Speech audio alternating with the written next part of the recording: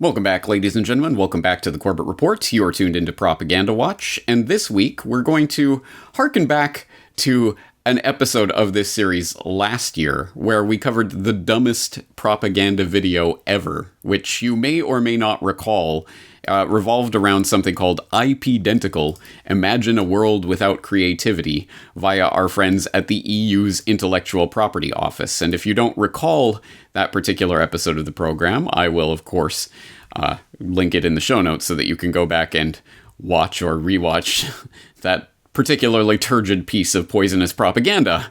But this week, it seems that the EU has actually outdone itself in terms of ridiculous propaganda nonsense, and we're going to start today's exploration at the latest Corbett Report subscriber newsletter, which was just posted to the website. It's still up on the front page as I speak, but of course it will be available in the newsletter archives if you happen to be watching this at a later date. It's called More Plandemic Foreknowledge, and in this in this article, I pick up from where I left off in the Questions for Corbett earlier this April on Plandemic was there foreknowledge of the plandemic was the title of that Questions for Corbett episode, which you might recall, where we looked at Event 201 and insider trading and failure of medical intelligence, CEOs quitting their jobs, Federal Reserve's moves in the repo market, and other signs that 2020 was slated to be the year of the scamdemic.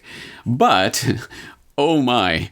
As I explained in More Plandemic Foreknowledge, well, obviously there are more pieces of the puzzle that have been put together by researchers over the last several months, and I dug up some doozies, including this one, which again is featured in that More Plandemic Foreknowledge article, but we'll go through it together today because I thought this was particularly instructive of the ways that the public mind has been prepared for the very situation we are now living through for quite some time. This is a comic book entitled Infected, and it is published by the EU Publications Office. Yes, the EU Publications Office actually publishes comic books, amongst other things. Bet you didn't know that. Well, I will include the link so you can go and read or download this comic book for yourself, completely for free, so that you can share it with your friends. And look, even emblazoned with the little EU flag in the corner, just so you know where this propaganda is sourcing from. And you might not believe, but yes, no, literally, this is a comic book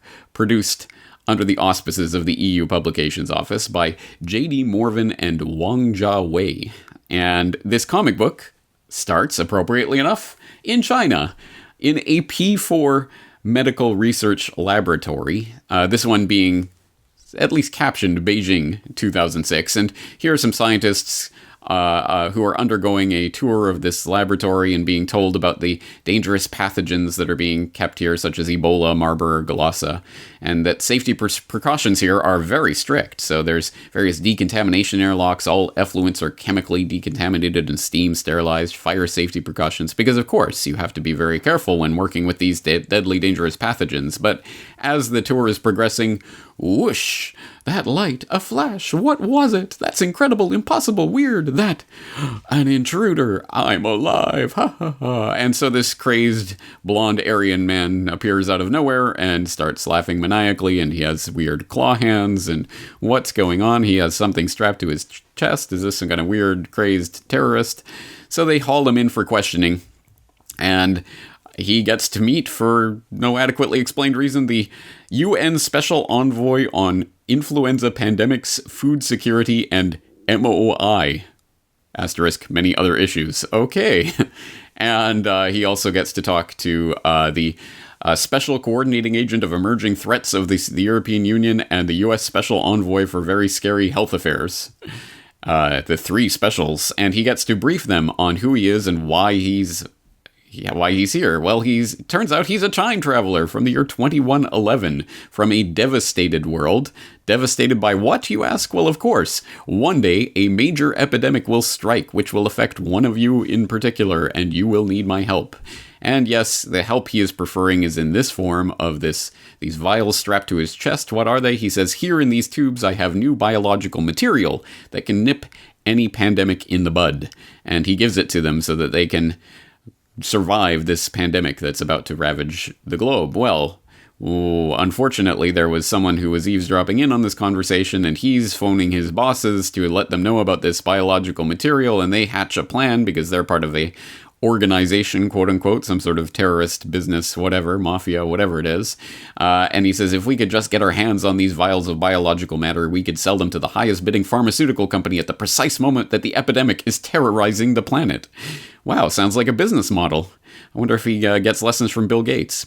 Anyway, so then, the story proceeds from there as you would expect. The bad guys capture this prisoner, essentially, that the police are escorting, and they take him in hostage, but then he escapes, and how did he get away? Meanwhile, the special envoy on many other issues is jet-setting off to do some sort of documentary feature on the other side of the planet, and his assistant is safekeeping the biological materials. This documentary that they're making involves this trekking out into the middle of nowhere to talk about zoonotic diseases, diseases acquired through transmission from animals.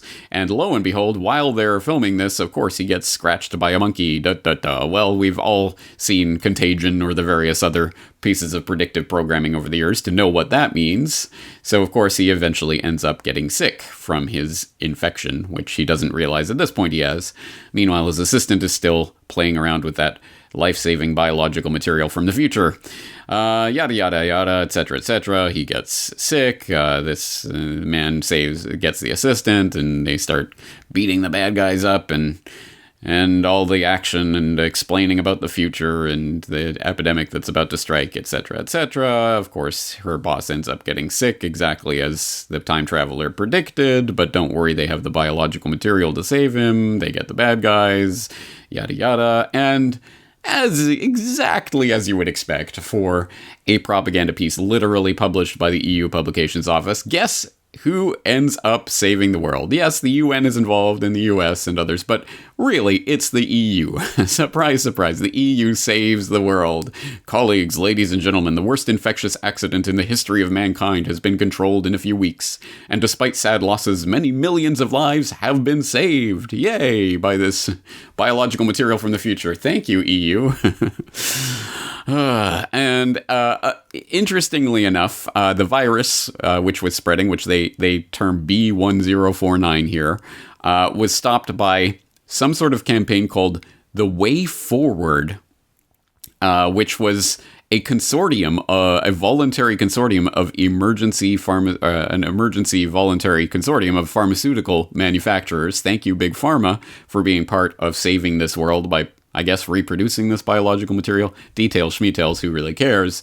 The point is that they used something called the One Health approach, which addresses health risks at the intersection between animals, humans, and their various environments, which will be one of the key global challenges in the years to come.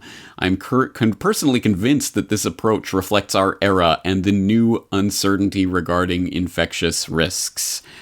Because, of course, yes, this is the new era of zoonotic diseases and pandemic and all of this, which the EU and everyone else has been jumping on in recent years. And here is one example of that propaganda. And, oh, of course, it's a love story, too. They get together at the end. Oh, they checked all the boxes for obligatory what you're supposed to do in a story. But back to reality. And here they come in with all of the information you were supposed to learn from this handy-dandy comic book. Oh, it was fun, guys, but now let's do some learning. And they start talking about Beijing 2006, the first international ministerial conference on avian and pandemic influenza took place in Beijing in January 2006. P4 laboratory stands for Level 4 Pathogens and Biosafety Agents, meaning microorganisms with high pathogenic potential. So talking about Ebola, Marburg, Lassa, and of course, SARS, a coronavirus, which they do have to stress here.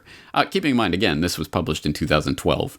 Ebola, Marburg, Lassa viruses, they go into some more detail about that. Zoonosis. One Health is an integrated approach to health that focuses on the interaction between animals, humans, and their diverse environments. And as we just saw, it saved the planet, right?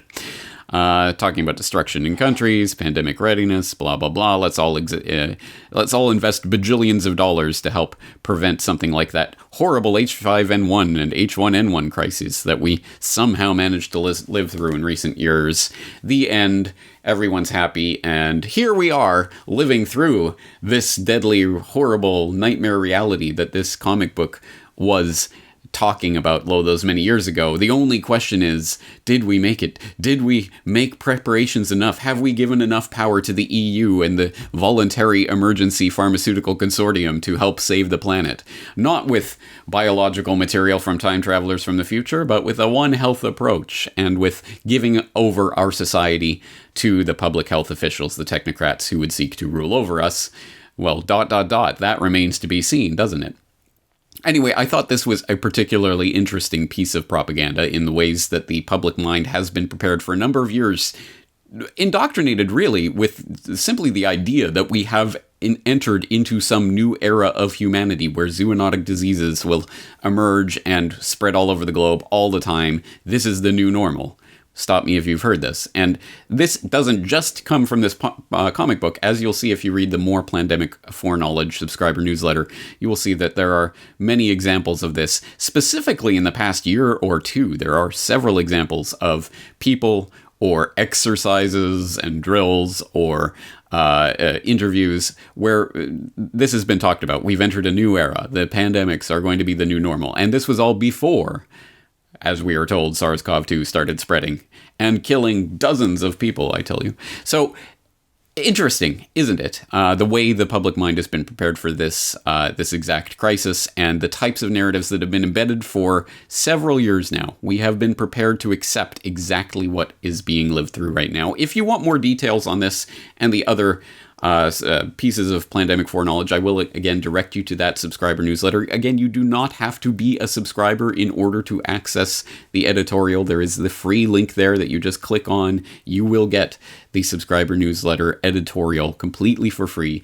But if you do value this work, please do support it. Please do consider becoming a Corbett Report member. It really does help. As little as $1 a month truly does help to make this a report possible. And I will leave you simply with this interesting little tidbit. Of course, as we saw, the comic book opens in Beijing in 2006 at a Chinese P4 medical research laboratory. But psych, actually there was no P4 medical research laboratory in Beijing in 2006, at least no officially acknowledged one. No, China didn't get an officially acknowledged P4 biomedical laboratory until several years later in Wuhan. Of course, that's the only P4 laboratory in China. Anyway, just another piece of this propaganda puzzle that looks interesting in retrospect. I think there are some interesting points to be made, and I especially hope people will take the conclusion of my More Plandemic Foreknowledge article to heart, because I think there is a more important and fundamental issue to be looked at here rather than finding the smoking gun. Look, see, it was planned all along. I think there's a more important point. I hope you'll read the article and find out about that. That's going to do it for today. James Corbett, CorbettReport.com. The Corbett Report is brought to you by you. Your support makes the Corbett Report possible. Sign up for the subscriber newsletter or purchase a DVD at corbettreport.com/support.